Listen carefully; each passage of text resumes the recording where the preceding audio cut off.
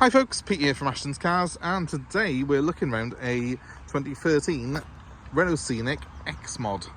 This is the sort of 4x4-esque type Scenic that came out in 2013. Only ran until about 2015, he said, so you don't see a huge amount of them on the road. They are quite desirable though, because they've got a lot of extra kit over the standard Scenic, and I think they look a hell of a lot better as well. So what happened? 2013, the Scenic had always been the king of the sort of medium family sector with its compact MPV design, but obviously the SUVs had started moving in on the market. Now, the French aren't massive fans of SUVs, so rather than design their own SUV, they decided to adapt the Scenic to cope with this, so it could once again conquer the market. And originally this was going to be the only 5-door Scenic that you could buy. Renault axed the plans. They decided that they would continue running the normal Scenic alongside this XMOD 4x4-esque type version, and then this car was born. So what it tries to do, and I think it does quite successfully really, is give the Scenic a bit more of a sort of robust SUV style look about it, and also a little bit more ability to tackle tough conditions. I wouldn't call this an off-roader, but then I wouldn't call most SUVs an off-roader these days, because let's be honest, they're all two-wheel drive, and the closest they get to going off-road is if they mount a curb when they're on the school run. This car is essentially a beefed-up Scenic with a couple of clever designs of technology in it, little switches that can enhance the traction control and also adapt the accelerator and brake performance, so it's a bit more capable when it's on tricky ground. What they did very successfully though was beef the Scenic up. They've done the sort of big air dam on the front, a bigger grille, and slightly wider looking track by putting these matte black arches and skirts on the car, and of course that combined with some matte black rails, and you've got a car that looks a little bit more macho and a little bit more prepared for life in the wild than the standard Scenic. It looks quite beefy, this car does. The good thing about this car is that when you compare it with an SUV, it is actually very, very cheap to run, because underneath it is still a Scenic. And actually I was checking the figures out, and the miles per gallon is exactly the same as the standard Scenic. The tax group is still 35 quid a year. So running costs on this are much lower than you would have on an SUV, but you've still got a little bit of SUV sort of styling and a little bit of SUV capability there. I think originally they did come with sort of snow grade tyres on them, these, but obviously, you know, the tyres on this car aren't original. They are quite chunky looking, but I don't think they're anything special. But what you have got, and I'll show you in a second, is a kind of almost a slimmed down version of the terrain response system you get in Land Rover, where you can put this car into a mud setting or an expert setting, which is a bit more customizable. So it's a clever little bit of kit. It was designed to do a job and bridge a gap in the market, and in typical French fashion really, it sort of bucked the trend for the way cars were going at that time, and I quite like it for that. I like the fact that French cars are a little bit different and a little bit quirky, and the fact they only made these for 2.5 years means that you don't see that many of them around, so they're a little bit cool, a little bit different. Right, so just to show you how this car stacks up and sort of what we have on offer, as you can see, it's a standard Scenic floor pan with a standard Scenic boot, which is a good thing because the standard Scenic is a very, very practical car. Huge boot space, nice flat floor, not too much of a ledge to get in, and a huge wide opening area, which is perfect for families. It's also got the 3 separate seats in the back, so you can put your car seats in easily. It's great for the kids. It's a very, very practical design. And when you get into the back of the car, you will see how practical it is. Isofix points on all 3 of these seats. That's unusual. Most cars have only got 2 Isofix points on the back. The middle seat always lacks Isofix, but in the Scenic and including the XMOD, you do have 3 Isofix points in the back. If you've got 3 young kids, this is absolute gold for you. So one of the very few cars, this and I think the S-Max are probably one of the few cars that actually have Isofix ×3 on that back seat.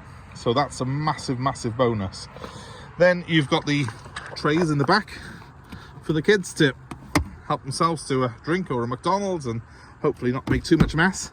And under the floor you have clever little, if I can get it up, clever little holes to put things and store their toys and books and games and whatever else you're carrying around with you.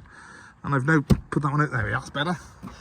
Thought I'd lifted it out of its socket then, but yeah, it's a very practical car essentially in the back.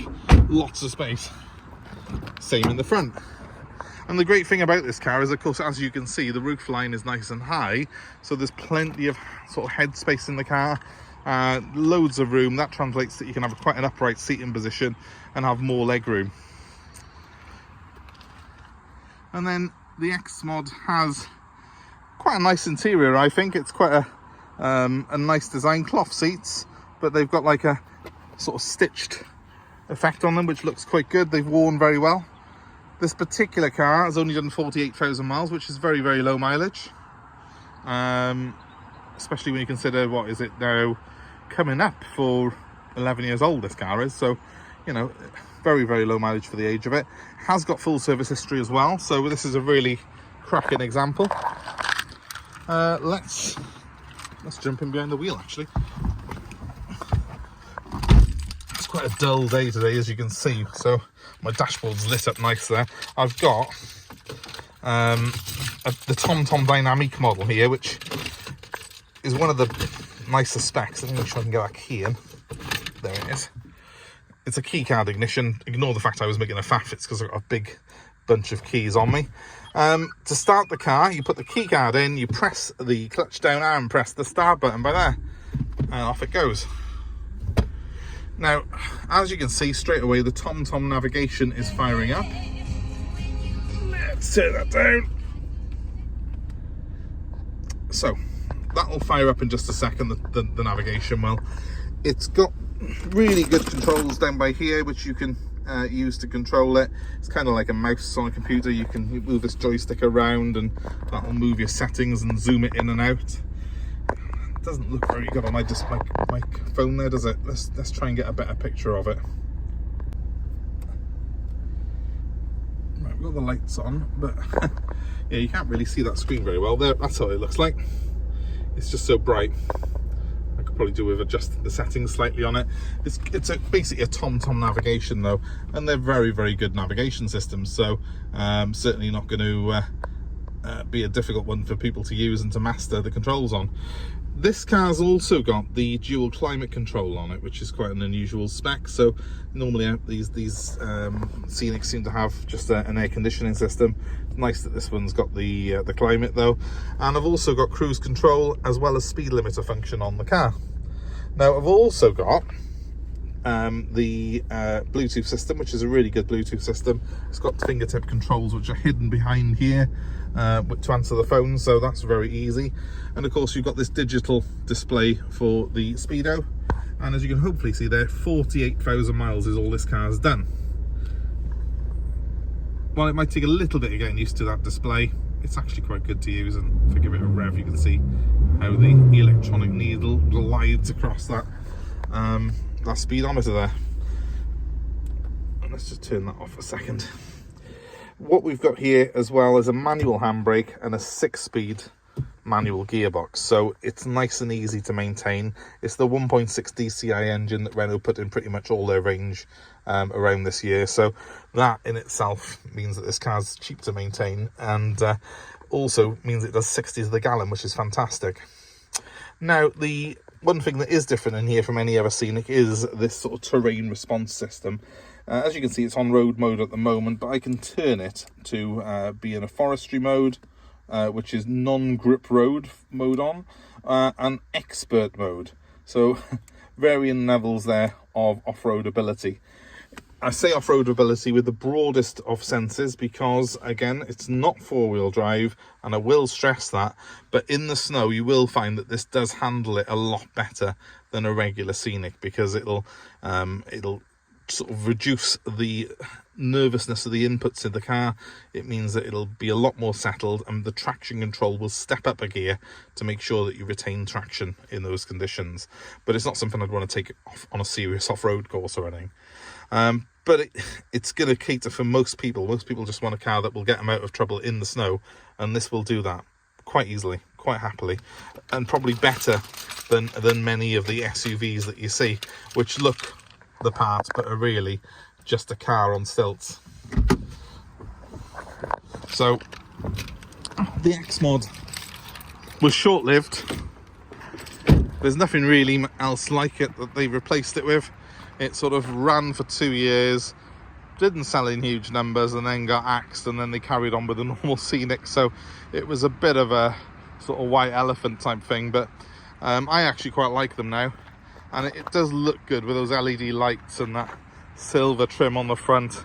It's a bit meaner than the standard Scenic, but it retains the practical sort of nature of it, because Scenics are a great car, it's just they're a bit boring in standard form, and this one's a bit more interesting. I do think that this DYNAMIQUE spec is probably the nicest spec that you can get them in, mainly because it looks a little bit sportier than a standard one, and I really do think as well that that the black does suit this car really well. Obviously things like the bumper extensions and the wheel arches are black regardless of what body colour trim you have, but when it's all black on black, it does take on a slightly meaner look again, and I think that really does benefit this particular car. So this one's going to be available for sale from us. It's done 48,000 miles, it's got full service history, it's been a really well looked after, it's been a locally owned car, this has.